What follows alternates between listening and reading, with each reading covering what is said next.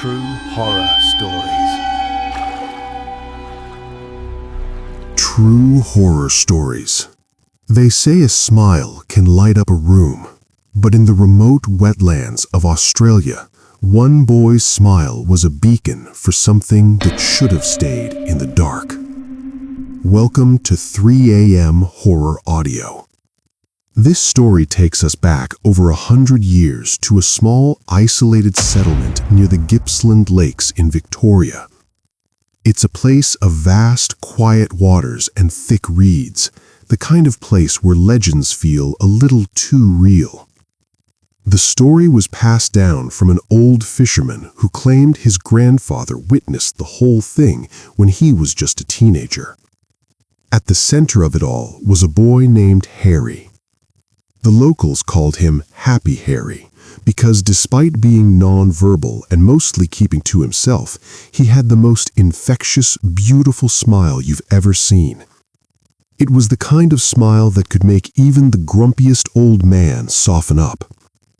The local kids loved him. They'd bring him fresh fruit and snacks just to see him light up. But when Harry turned 11, the light went out. He stopped smiling completely.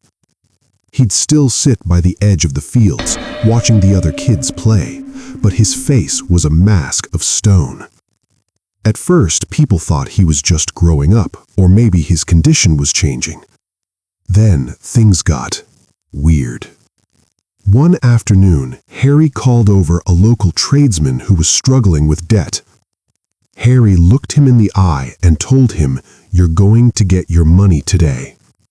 The man thought it was just a random outburst, but later that evening, a debtor who had been dodging him for years showed up at his door with $20,000 in cash. A few days later, Harry told a woman in town, someone who had given up on ever finding a partner, that she'd be married within the week. Against all odds, a whirlwind romance sparked, and she was engaged days later. The town started to whisper. Was Harry a lucky charm, or was he tapped into something else? The answer came on a Tuesday evening.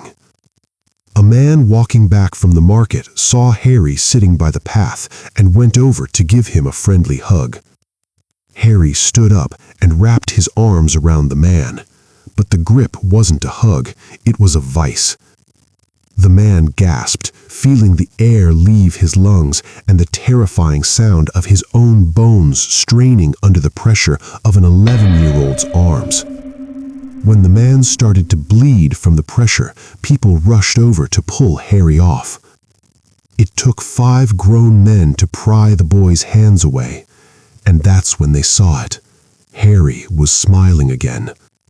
But it wasn't the innocent smile they remembered. It was wide, jagged, and filled with a cold, predatory malice. After that, Harry began to waste away. He grew thin, his skin turning sallow, and his eyes sunken. But the real terror happened out on the lakes. During the full moon, fishermen reported seeing a figure moving across the water. Not swimming, walking. Under the pale moonlight, they watched as a young boy drifted across the surface of the Gippsland Lakes like it was solid ground. He would approach the fishing boats, his face twisted into that horrific grin, and with a single hand, he would lift the edge of the heavy wooden vessels, tossing them into the air like they were toys. The men who survived these encounters swore it was Harry, but when they went to his house, his parents insisted he'd been locked in his room all night.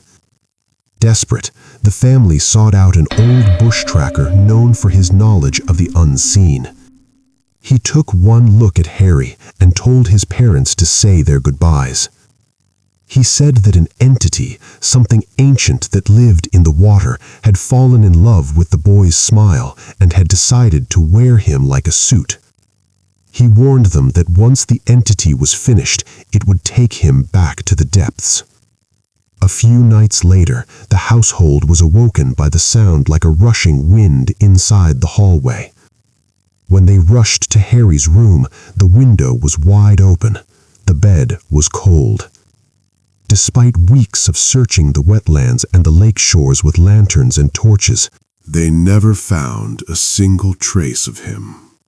Harry, and whatever was smiling through him, had simply vanished into the dark Australian waters. If you enjoyed this trip into the unexplained, make sure to hit that like button and subscribe to 3 AM Horror Audio for more true tales of the macabre.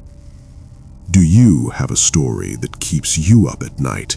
Send it over to mishhorb42@gmail.com and you might hear it narrated right here.